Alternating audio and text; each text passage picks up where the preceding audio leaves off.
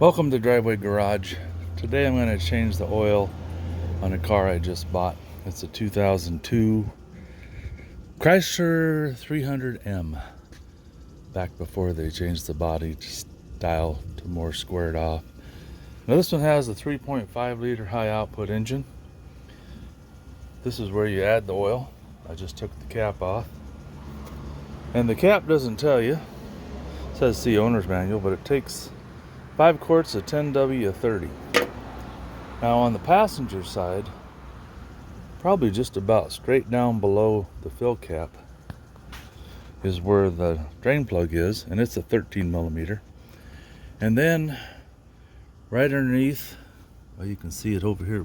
Well, I guess you can't see it, but underneath this bracket, right beside the alternator, you go underneath and you can reach the oil filter. It's going pretty much straight into the motor.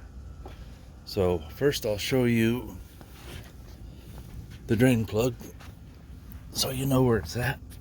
It's almost in the center of the car, just a little to the left on the passenger side. Like I said, it's a 13 millimeter. So you just open that thing up, let it drain into whatever you have to catch it. I use an old painting pan because it's got a big opening and it holds 5 quarts easy. And then if we swing over to the driver's side, or as one of my favorite mechanics like to say, the drinker side, there's the oil filter. Now I already took this off the other day to change the thermostat, which is right up there to the left of the oil filter, but I put it back on because I wasn't going to change the oil, and I just said, might as well. I've gone this far. So anyway, there's your filter. It's a small one, so take it off. This one actually got off my hand because I couldn't get a tool up in there. They do make a cap that goes over it and you can put a wrench on it. There's just not a lot of room up in there for twisting, so if you can use a rag in your hand and get a grip, it's helpful. And then of course you pull that off, catch the oil, let it drain a little bit, then put your new oil filter on. In my case, I grabbed a Wix just because they're really good filters. If this is on your own personal vehicle, I really recommend getting a Wix. There's the part number, 51085. Just because Wix makes a super good filter. And put a little, I see guys always grab their dirty oil and put on their new filter, but I like to use clean oil. Rub a little bit on there, but you know where the oil filter comes off of is going to be oily, so if you don't wipe it off, you can just put this on. It'll be lubricated. The purpose of that is to keep this from catching on dry metal and tearing it or peeling it off or something.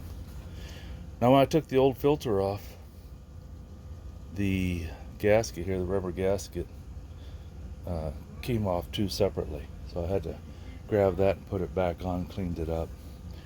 But then you get yourself a funnel, add your oil, and I'm going to double check, but it said it takes 5 quarts, so you can dump in the whole 5 quarts, start it up, let it run for a minute, shut it off, check your oil, make sure it's full, but it should be. I'll get all this done, and then I'll check my oil and make sure I'm right. That drain plug was really tight, so what I did is I put the 13 millimeter on there, then I took the 15 millimeter that I had just in case and locked it on there, and it gave me more leverage and I was able to break it loose, but it was on there really tight. I'm even using my patent pending drain plug catcher. It's a couple small magnets connected with the chain, and then I had a 6-inch one, but the end of it broke, so I guess I don't have it loose enough. I thought I had it broke loose good. Oh, there it comes. So I put this on the drain plug, another piece on another piece of metal. Then when you back your drain plug out, you don't have to worry about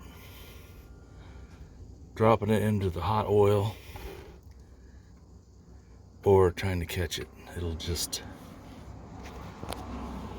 you can just back it out of there and let go of it. There. And if it's hot, you don't have to worry about burning your fingers.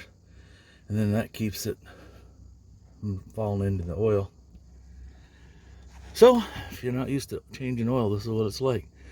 Just let it drain out there. And when it really slows down to just barely a drip, then you can put the plug back in. And if it has a magnet, like this one, you might want to check it, make sure there's no pieces of metal on it, because that would be a bad sign. Let her drain out, put the plug in, then you can take your oil filter off. Let it drain just for a minute, it won't be holding much oil. Put your new filter on, and fill her up with oil. A lot of people say you should change the oil when the engine's hot. Maybe, but if it's been sitting overnight like this one, everything that's going to settle is already settled into the oil pan. So why start it up and pump it all through the engine, then have to wait again for it to settle? So this way, if there was anything kind of contaminants, they've already settled into the oil pan, and you're not going to drain any more oil, maybe a teaspoon, if it's hot or cold. So this way you don't have to burn your finger. Everything that's in the pan comes out, and saves a little time and frustration of trying to pull out a hot oil plug and get hot oil in your arm. When you tighten up your drain plug, don't reef on it with like a gorilla. Just put it in there nice and firm, but don't torque it on to 100 foot-pounds. It might damage the pan or the bolt, but mostly it's just hard to get off the next time. Even though I just had this off yesterday or the day before, I couldn't get it off with my hand, so I broke out the pipe wrench. My water pump pliers don't open wide enough. This I was able to slide up in there, get just a little grip on it, and just crack it loose, and then I undid it with my hand. And that filter, if you look at where the ring is compared to the filter, it's almost the same size. And this Wix filter is a good about ½ inch bigger all the way around, so that's going to be 1 inch bigger. I hope it goes in there all right. This is the most important part, the seal, and of course the hole there, but it's supposed to be the right one. Let's see.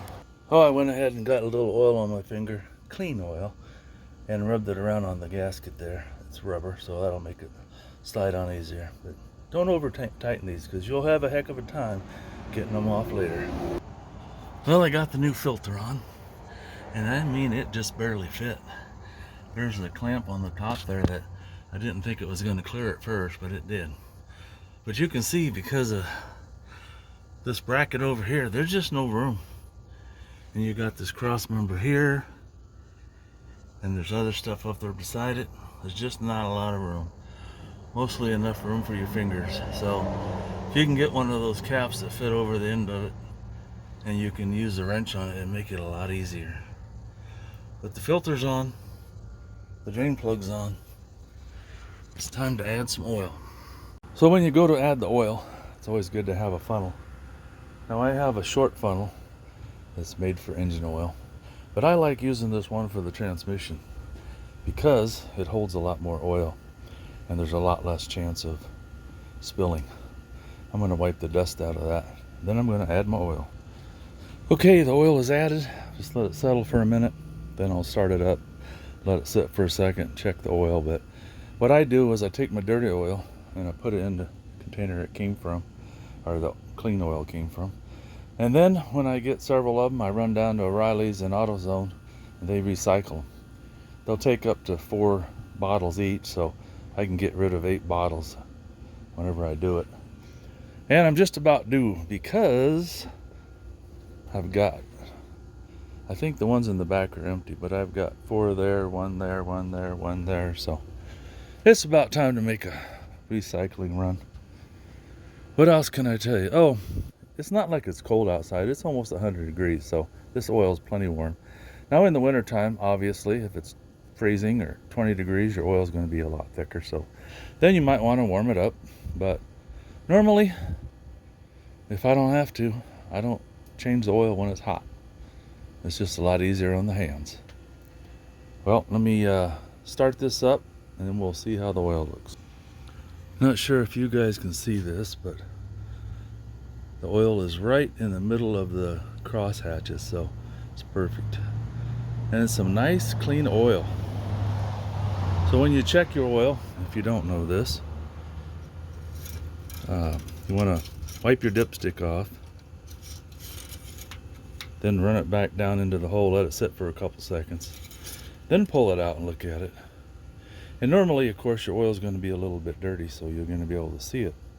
This one is right on the perfect mark, so that's good. I started the car, let it run for a couple seconds, make sure the oil got pumped around, shut it off, and we're done. Thanks for watching. Hope this helps you out. Now, if you're changing your oil yourself, you should keep track of it. Do it whenever they say 3,000, 5,000 miles. I just watched a guy that does a lot of really good videos on YouTube, and he tested some 2-year-old oil out of his pickup that had, I think, 4,000 miles on it, and it was just as good as brand new oil. So changing your oil every year, maybe, if you're driving low mileage, but you could almost go 2 years. That won't hurt anything. Still got its viscosity, and that's what it's all about. But if you drive a lot, change the oil, because this is the most important thing in your car. Keep that oil changed every 3,000 to 5,000 miles. It'll make your car last a long time. Thanks for watching. Feel free to like, share, and subscribe. Just wanted to add this as a side note. It's hard to take this pan and dump it into that funnel with any accuracy. So what I do is I take the pan and dump it into the small bucket, and then that bucket I dump into the funnel to fill up the bottles. I found it a lot easier. Otherwise, I'm always spilling oil and having to clean it up.